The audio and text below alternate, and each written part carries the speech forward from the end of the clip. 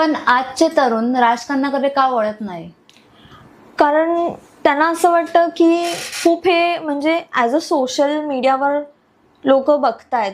Youngsters जे जास्त social मीडियावर आहेत त्यांना असं वाटतं की म्हणजे की नाही, politics is a not good thing, खूप वाईट गोष्ट आहे, खूप रिस्की आहे असंही वाटतं. आणि कामंही आहेत तिथे, खूप चांगलीही कामं आहेत. 2 फेज आहेत पॉलिटिक्सचे.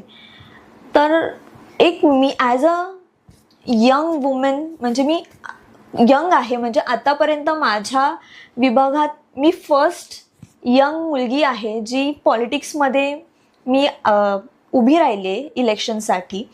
तर एक वेगळं त्यांना इन्स्पायर मिळेल की नाही, आपणही जाऊ शकतो आणि पॉलिटिक्स हे चांगलं आहे आणि माझ्या इन्स्पायरून तेही येतील.